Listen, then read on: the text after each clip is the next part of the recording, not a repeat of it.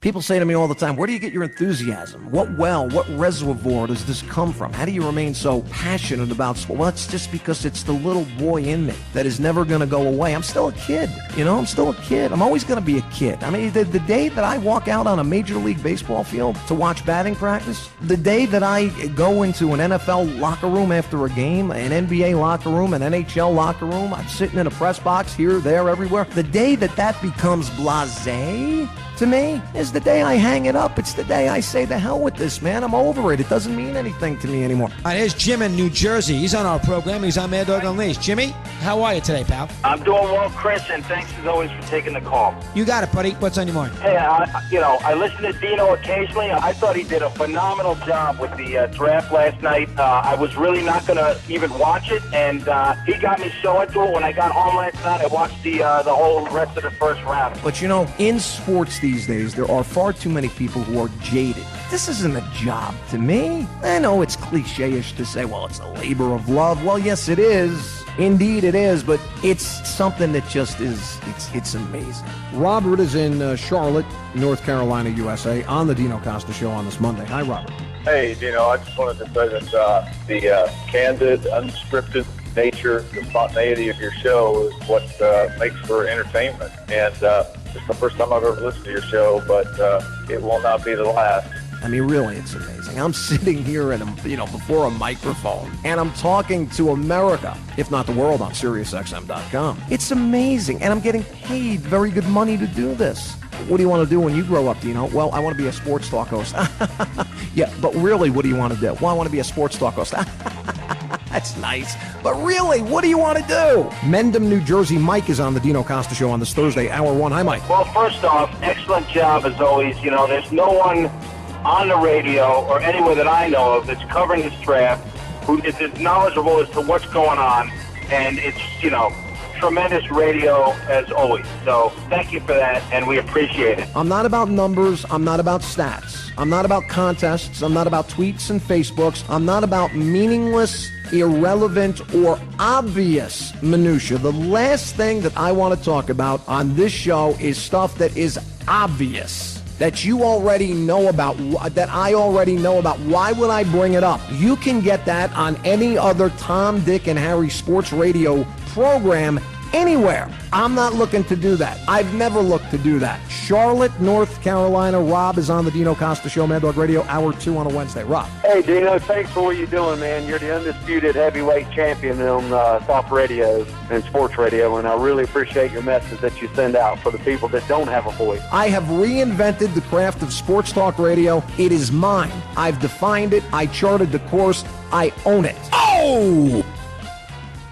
The fundamental question that is faced by sports is, do they want, will the industry ever allow somebody to tell the truth on the air? But I don't think that today that will ever happen again. I don't think the industry will allow it. Dino Costa is on your radio. Now. Dino Costa.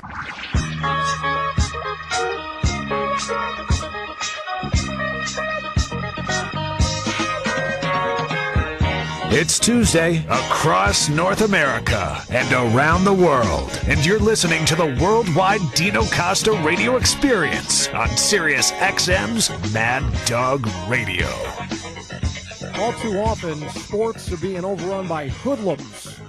Hoodlums are taking over the sports universe. And don't you love whenever you talk about this stuff, whenever I talk about this stuff anyway, I get these people telling me, well, you just don't understand the culture. Whether it's rap music, whether it's certain kinds of hairstyles. You don't understand the culture, you racist son of a bitch. Hoodlums. And now, how about the latest thing? Let's go. I've talked about this in the past. These tatted up bastards running around NBA arenas, and Kaepernick in football, and tattoos are the latest craze. And again, if you mention this stuff, what do the naysayers say in response to you? You don't understand the culture, man. Well, I'll tell you what, maybe I don't. Maybe I don't understand the culture. Maybe I don't even want to understand that culture. In fact, I know I don't want to understand that culture. I have never, ever thought that we would arrive in the day and age in the world of sports where NFL teams will now be employing certain personnel to check the tattoos of incoming prospects. And for what? For evidence of gang connections. Did you see this in the last 24, 48 hours? And presumably these examinations for tattoos. Is this the sign that the apocalypse is upon us, or what?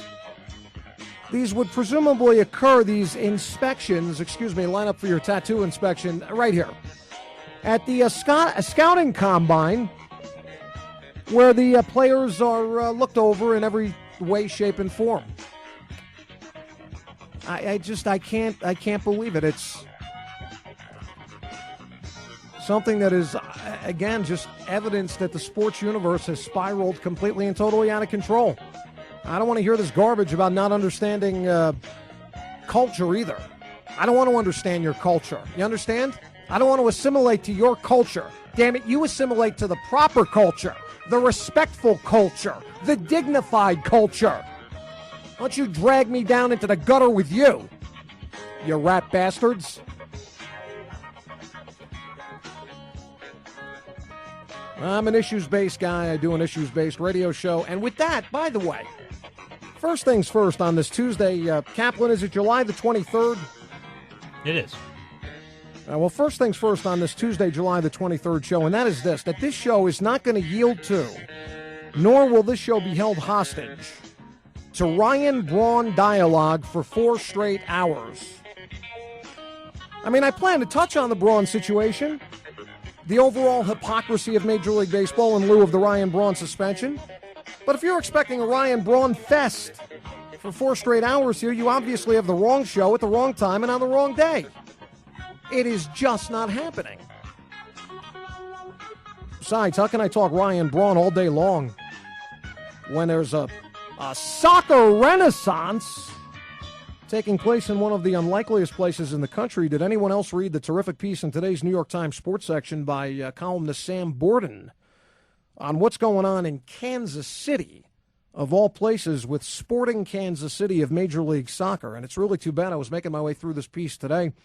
It's too bad that Lamar Hunt isn't alive to see all of this going on. I'll touch on that. I'll get to this as I roll forward, as I'm with you until 10 o'clock out east, 7 p.m. out west on this Tuesday show, one of only 2 shows that I'm going to be broadcasting this week, on an hour early today, off an hour earlier as the result. Now, what is this? For the next 2 weeks, we're going to be on an hour sooner and off an hour sooner. Is that right? Yeah, that's correct. Why is that? Because Chris is off, so he'll be gone for the next 2 weeks, and the fill-in, we'll just do 4 hours. Okay, so there you go. Set your new schedule. We'll be on.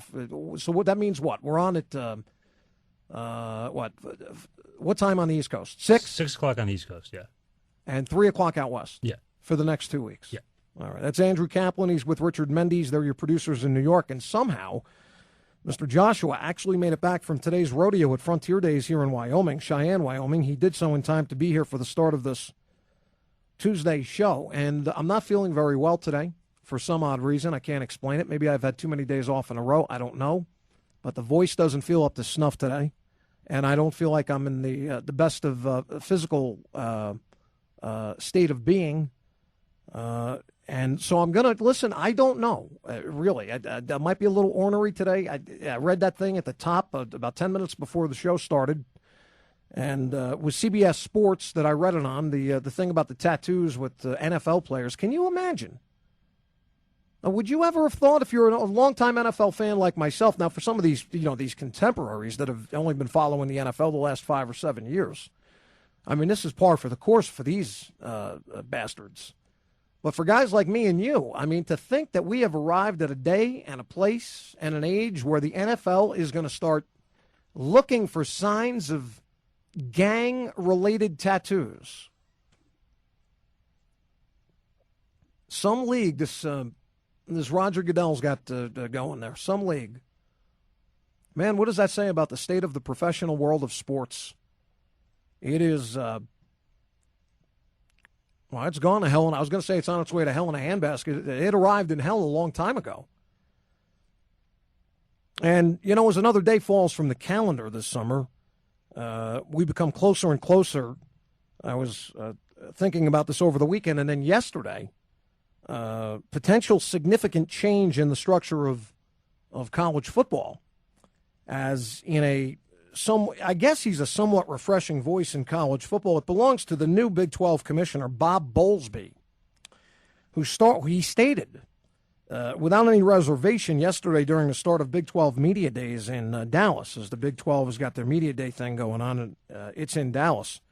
And Bob Bowlesby, who's the new commissioner of the Big 12, that he said that it's time for the big-time revenue-generating schools to start taking more control of their own destinies and to stop all of this nonsense talk about parity in college sports when it comes to big-time football and basketball schools. But since it was Big 12 college football media days, he was talking more specifically yesterday about the world of big-time college football and the Big 12. And although I agree with Bob Bowlesby, I don't feel that Bowlesby went far enough, to be honest with you. And I'll get to this in a second. And as someone who has been, I got to tell you, when I've been thinking about this, as someone who has been previously resistant to change within college football or significant change to college football, and as someone who has always maintained that the regular season needs to be sanctified as the special and unique regular season that it is, I was thinking about all of this, and I've come to the conclusion in the last, I would say, 48 hours that a system like that can still be maintained.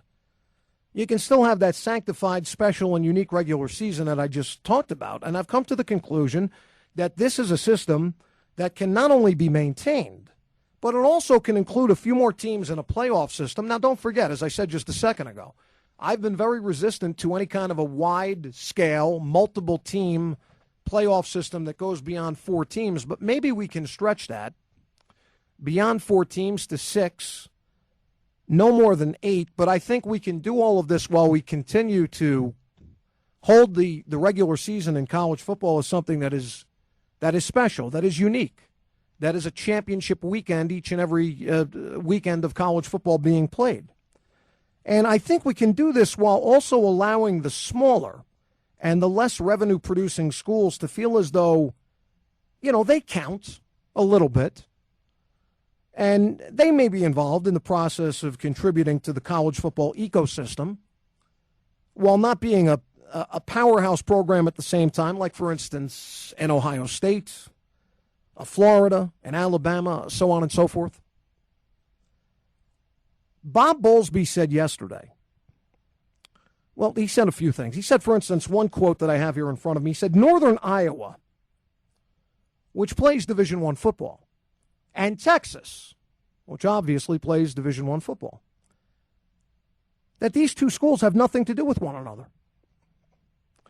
And, he's obviously more than correct when he says this. Where Bowlesby didn't go far enough, in my opinion, is that he said there has not been any kind of talk, dialogue, conversation about leagues like his own, and of course he represents the Big 12, kicking the NCAA to the curb.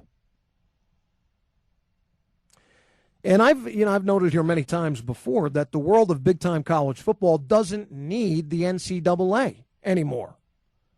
The NCAA has outlived its usefulness.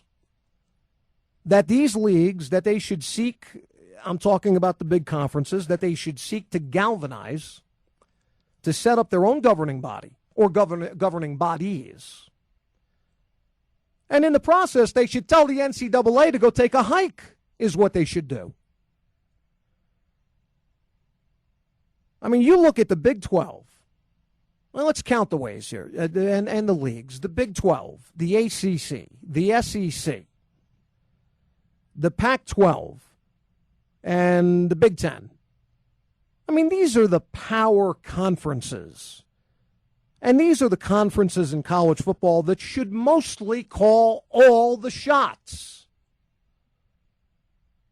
And the remaining schools, I don't care if you're talking about Conference USA. I don't care if you're talking about the Mountain West Conference, the newly created American Athletic Conference. or any other conference you can name outside of the Big Five I named just a second ago.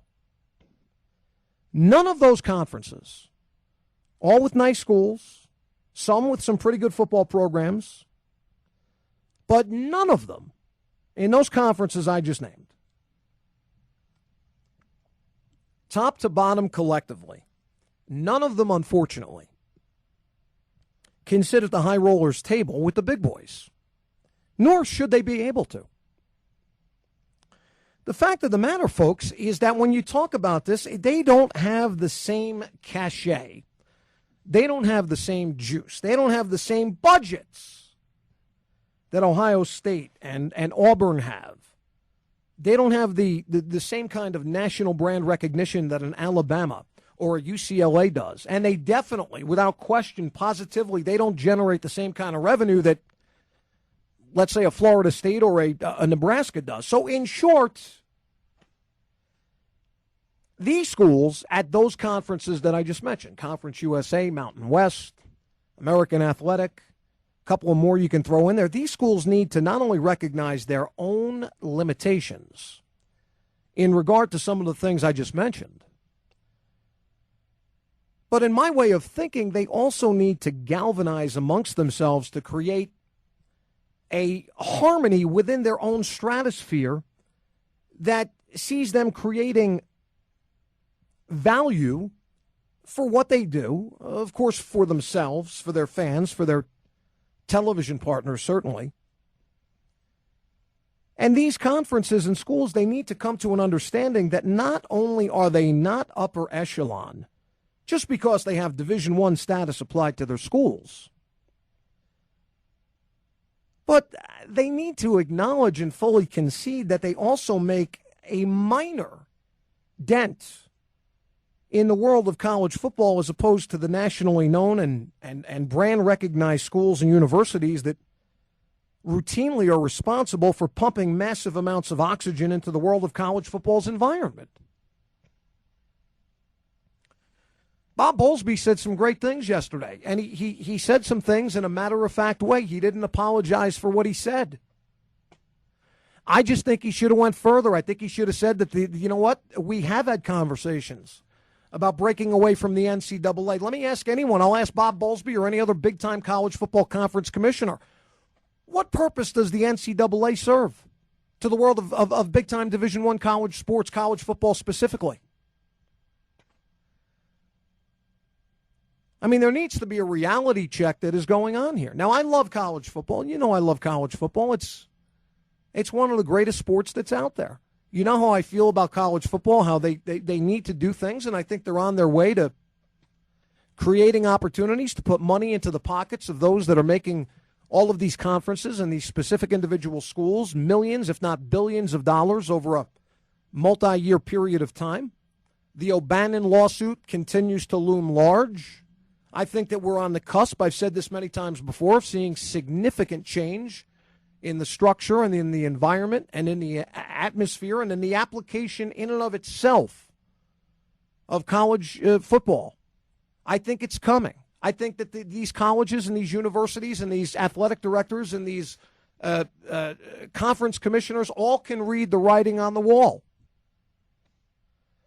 which to me makes it even more imperative that they knock off the NCAA completely and that they govern themselves and that they come up with their own governing bodies to take care of their own business, because let's face it, I'm talking about the wide gulf between the haves and the have-nots in college football. Listen, you know I'm a big Wyoming Cowboys fan. Now, the Pokes play Division I football, and they play in the Mountain West Conference. The chances of Wyoming winning a national championship are 0. But then again, when I say that, the chances of your school, depending upon who you like, if they're not in the upper echelon of schools in the 5 power conferences that I just mentioned, the chances of your school winning a national championship anytime before the end of the world, I mean, it's just not happening. Bowlesby, in talking at Big 12 Media Days in Dallas yesterday, indicated without apology that this idea of parity in the world of college sports is mythical. And it is.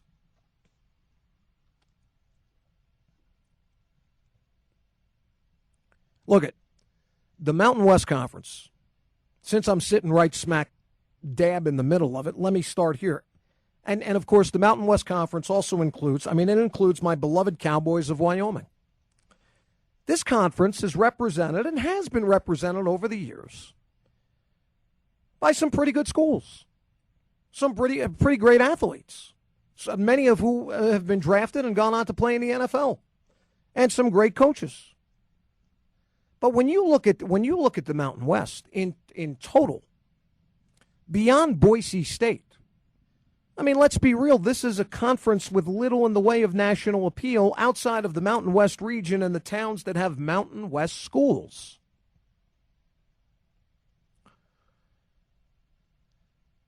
The Big 12, the Big 10, the Pac-12, the SEC, the ACC, the Big 10, these conferences are going to be forced to face the new realities of college sports, especially with that looming O'Bannon lawsuit, which is above their head, which they see every waking second of the day now. So, without the O'Bannon lawsuit, those power conferences have a significant advantage in terms of recruiting as it is. The advantages in terms of recruiting with stipends introduced into the world of college football, play for pay, a system like that, which I believe is coming, is only going to increase the chances of Ohio State and Florida and Georgia and Tennessee and Texas and Nebraska and schools like that. It's only when we get to the point where they're going to start paying players to attend college to play football. And that day is coming, whether it's in the form of a slice of the television revenue or direct pay into the pockets and into the bank accounts of players. When we get to that point, the big power conferences are going to be even further emboldened by their ability to go after the blue chip high school athlete and get them to go to one of the power conference schools. They've got an advantage already, but the advantage is going to become times 10 when the new realities of college football's landscape change within the next, I would say, 3 to 5 years ahead, minimum. I mentioned Boise State before, and you say, well, how do you leave with Boise with what they've done? How do you leave them out of the power conference pie? Well, look, I mentioned Boise State. The plan would be for Boise State unless they didn't want to, unless Boise State wanted to stay in the Mountain West Conference. Then the plan would be for Boise State to leave the Mountain West and to move the rack on over to the Pac-12. To me, it makes perfect and total sense. And perhaps you could make the argument, as I think about this, for maybe one or two other schools to make similar moves, such as a Boise State leaving the Mountain West in the new world of college football, making moves with good programs beyond Boise State. A few other schools get them out of their current digs and into a new conference. You look at Louisville and Rutgers, they come to mind. They're both moving to the ACC after this coming season.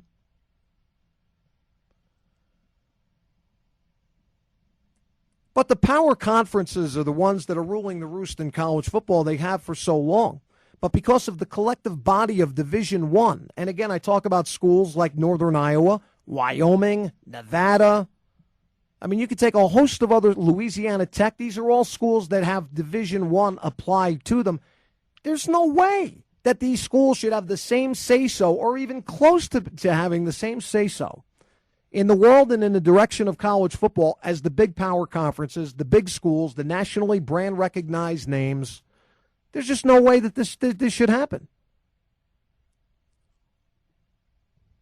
And in thinking about this the last 48 hours, what I think needs to happen here is that eventually these big-time conferences with these big-time schools are going to have to move away to super status, if you will, super status Division I versus the rest of Division I, and basically take everything in-house. Now, that doesn't mean that if you're not super status Division I, and of course this is a name that I've applied for lack of a better conference name at the time, but if you're not a part of super status Division I college football, doesn't mean that you still don't have value. Doesn't mean that you still can't be important. That doesn't mean you cannot get good athletes to come and play at your schools. Doesn't mean that you can't get good TV contracts. Doesn't mean that you can't get media attention. Doesn't mean that you're not going to have great players and great coaches, because you are. But you have got to recognize that you're in a completely and totally different world. And in that different world, you have nothing to do with the super status Division I behemoths in college football. You just don't. But you can create a unique ecosystem of your own below that super status Division I. And in my way of thinking, there's a trade-off here. There's a trade-off here. The trade-off is, for instance, as I've been thinking about this, now, why in the first couple of, you look at most schools, most big-time power conference schools, and who do they play in the first couple of weeks of the season? They play, relative to their own conference, they play proverbial cupcakes, okay? Teams that are used as warm-up games, teams that they play because they want to try to iron out some wrinkles, try some new things in the playbook. They know they're going to win these games going away, more or less. I mean, you have had situations where Appalachian State, stunned Michigan a few years ago, but that's really that's really not what happens. Most of these schools that play the cupcakes, and I don't mean to sound derogatory when I say that, but let's be honest, they're looked upon as cupcakes. Most of these teams just steamroll these kinds of schools. But for instance, let me go back to the Mountain West and my beloved Wyoming Cowboys. Where is Wyoming playing their first game this college football season on August the 31st? In Lincoln, Nebraska, against the Cornhuskers. And now Nebraska clearly is expected to win the game and win the game big, you would think. Okay? Now, why are they playing Wyoming? Well, it's the same reason why Alabama may be taking on a cupcake, or any other school is taking on a cupcake. They're doing this basically just to get the season started, work out the kinks, and get ready for conference play when the big boys come calling. Well, here's the trade-off in my way of thinking. Now, these schools like Wyoming going to Nebraska are going to receive a significant cut of the 90,000 people that are going to be in Lincoln on Saturday, August the 31st. But here's the trade-off as far as I see it. In return for the lesser Division I teams allowing the big conferences to rule the roost in terms of division alignment and in terms of television issues and scheduling and bowl appearances and playoff systems and so on and so forth. In my way of thinking, the trade-off should be that if the cupcakes are still going to be scheduled, that the cupcakes should have the big-time schools come to their place instead of going to the big-time schools. That Nebraska should be coming to Laramie to play the Cowboys. Okay? That that Appalachian State, that if they play Michigan again, Michigan should have to go to Appalachian State to enhance the value for their season ticket holders, their boosters, their alumni, their fans, their media, their town. Michigan is coming to Appalachian State. Who would have thunk? Who would have thunk it? And then these lower divisions, these super Division I status schools, I mean, create something on your own with your own kind of a playoff system. And, okay, you want to leave a little wiggle room in there for maybe the big-time conferences to accept one school into a theoretical 8-team playoff pool at the end of the season from one of the lower division schools? Fine, go ahead. Listen, I'm not saying I've got this thing bow-tied from top to bottom in terms of what the exact formulation would be. The only thing that I know is that Bob Bowlesby, the new Big 12 conference commissioner, in my way of thinking, was correct when he said it's high time that we don't have a lot of the red tape that is currently involved in moving college football to another level by constantly looking back over our shoulders and making sure that we're satisfying and satiating the feelings of, teams like Northern Iowa and UNLV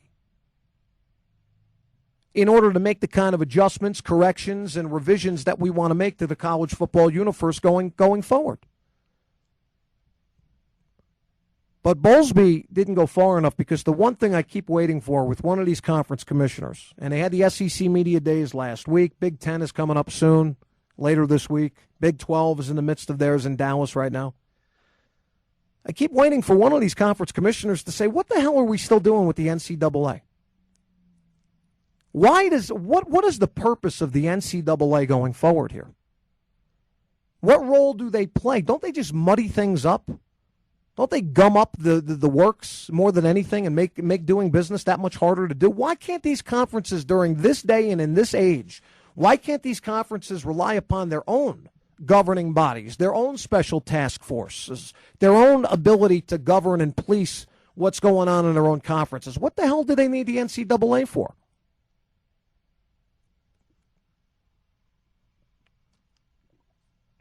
NCAA, in my way of thinking, has got to go. Got to go.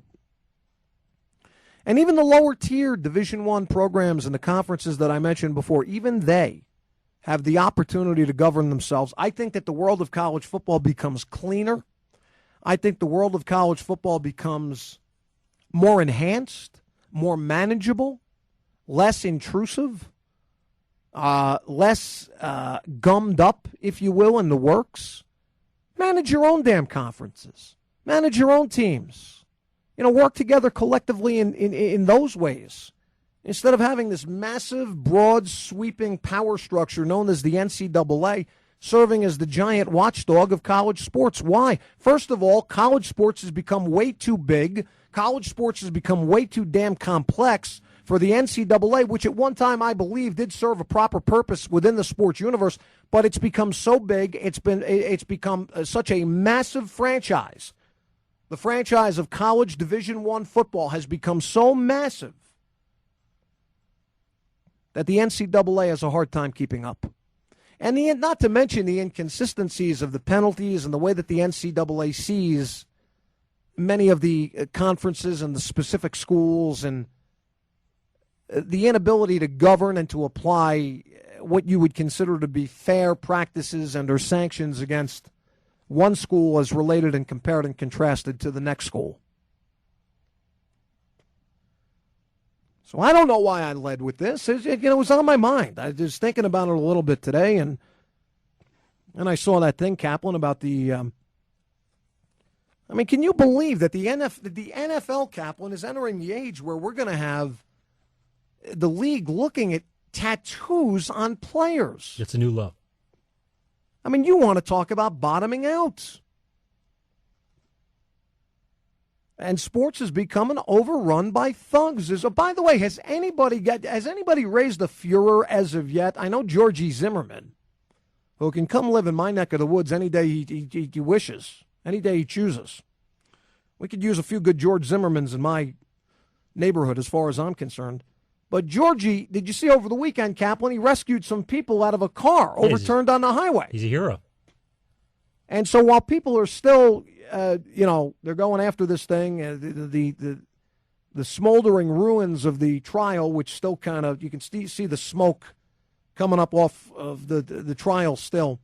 Has anybody made a stink at all about a current NFL player who right now sits behind bars in a jail somewhere outside of Boston, a Hispanic NFL player who shot dead a black semi-pro professional player, and by the way, in a premeditated fashion? Has anyone raised a stink about this anywhere? Have you heard anything, any protests, any rallies, any, my goodness, this is a racial profiling case? Have you heard? No, nothing. There's been not a damn thing said about this. Not a damn thing said about it. Oh, my God. I got to get to the Ryan Braun stuff, and I will. I find hypocrisy run amok. Look, I'm not here to play a violin for Ryan Braun. He got what he had coming to him, okay? But we've got to, this is a very complex matter, okay? The rabbit hole here runs very, very far underground, and it's complex, and it requires a lot of thought here. Not only now, but years ago, and the entire start to finish of the drug steroid PED culture that envelops not only Major League Baseball, but virtually every sport that's out there. So I'm going to take a look at this. I do find a lot of hypocrisy in the Ryan Braun situation. And boy, did I tell you what, for a guy like me, who I consider myself not only a contemporary media personality, but a throwback to yesteryear when sports media. I was talking with people on Twitter today, Kaplan, and someone was mentioning people on the air, on the radio today.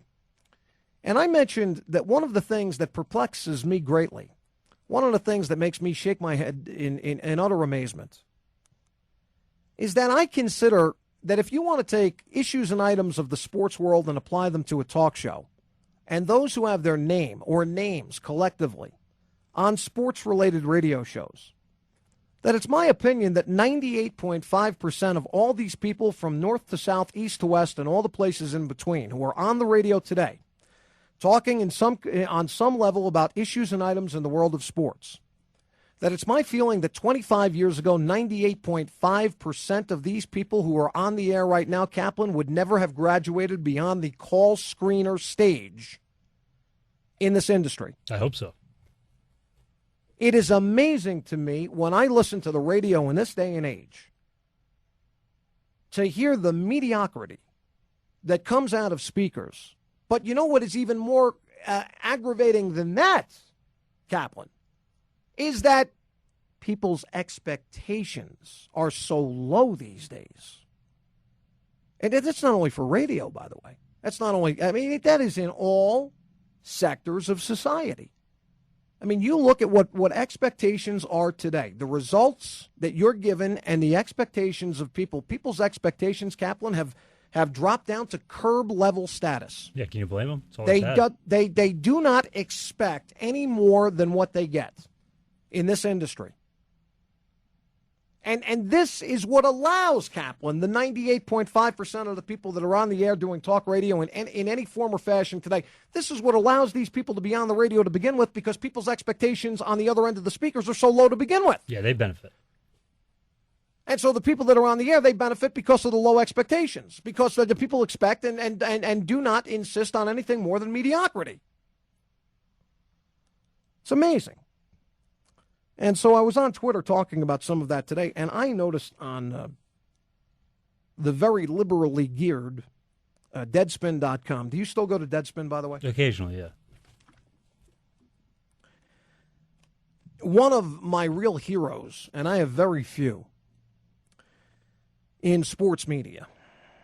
I don't even know if I have more than two heroes in sports media. But one of them, Kaplan, was a guy who you never got to revel in. When the New York Daily News was the greatest newspaper on planet Earth, sports columns were never looked forward to any more so than when Dick Young penned a sports column in the sports pages of the New York Daily News. And on Deadspin today, Kaplan, they got the permission to reprint a story that appeared in the August 1st, 1985 issue of Sport Magazine, which no longer exists anymore, Sport Magazine. It was reprinted with the permission of Dick Young's widow. And my goodness, I got to tell you, what a terrific piece, and I want to go through it on the show before I'm all said and done here. What a great piece on Dick Young.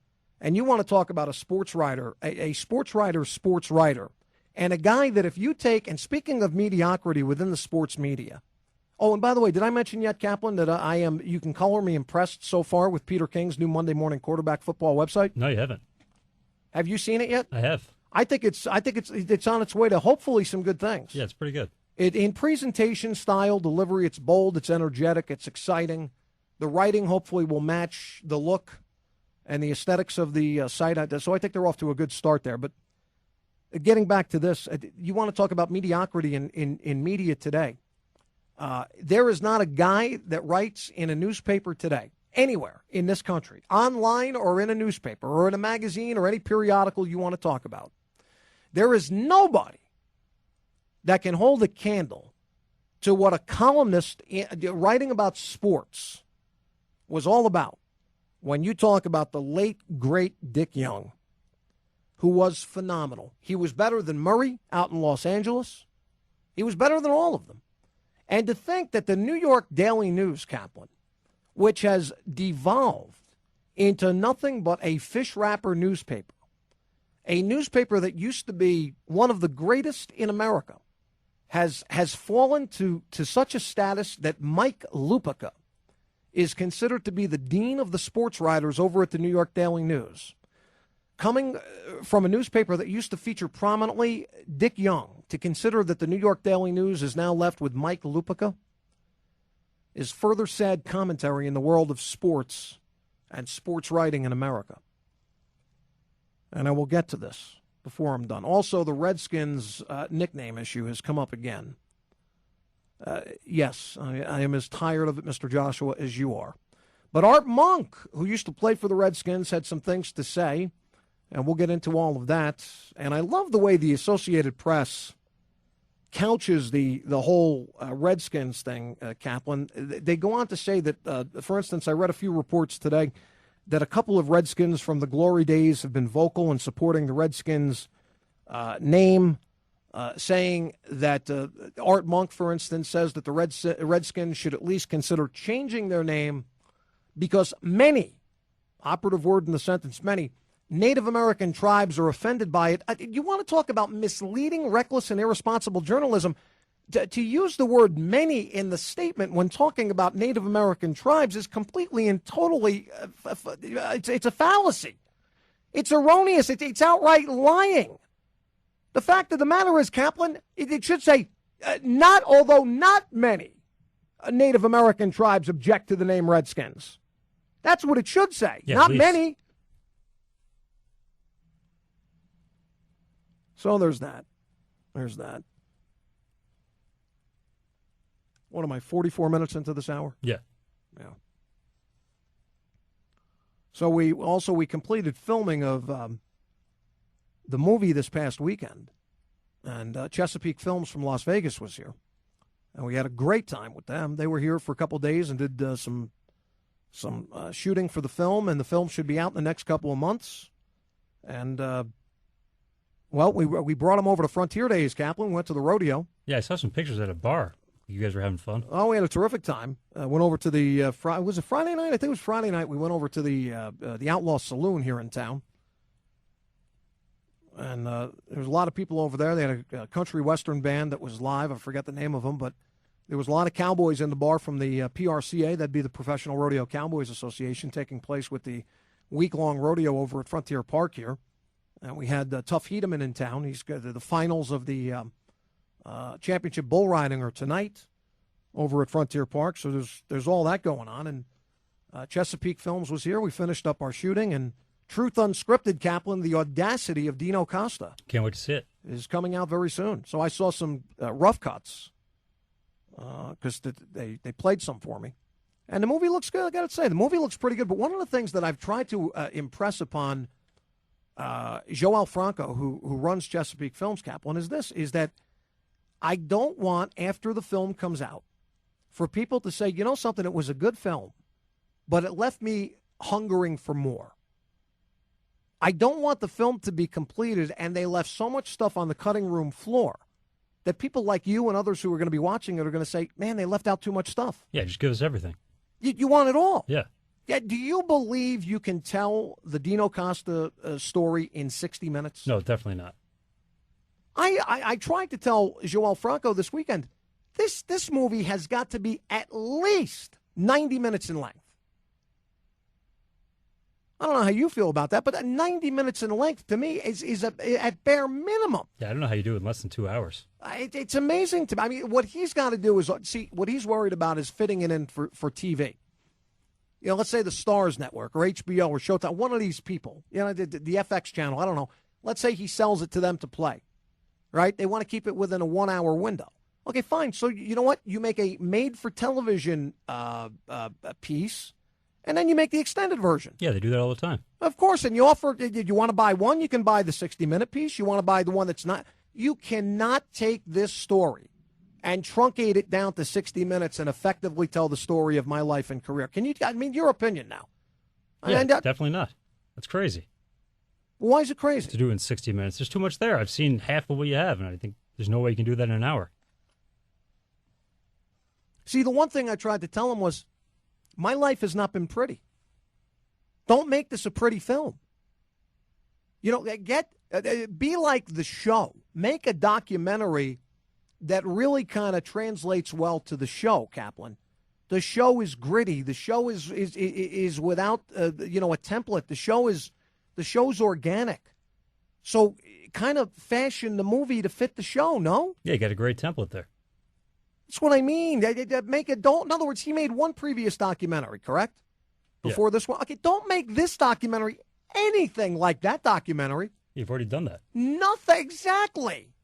Make your mark with something stylistically that is unique, that is innovative, that is outside the box, something memorable. I mean, I'm arguing with this guy this weekend while he's here at some points, Kaplan, telling him you cannot tell this story in a box. You can't do it. Don't try. Did you get through to him? Who knows? Yeah. Who knows? I don't know. But anyway, I'm tired of sports being taken over by and speaking of Dick Young, I was speaking about Dick Young a second ago.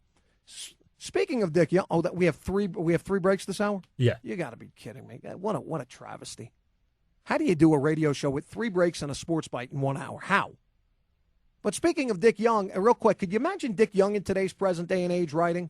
That's what America needs. America needs a Dick Young writing about sports and the travesty and the gang-infested culture of sports and hip-hop and tattoos and all the other bullshit that goes on in the world of sports these days. America needs a Dick Young in the newspapers like America has a Dino Costa on the radio. I'm back with more after this.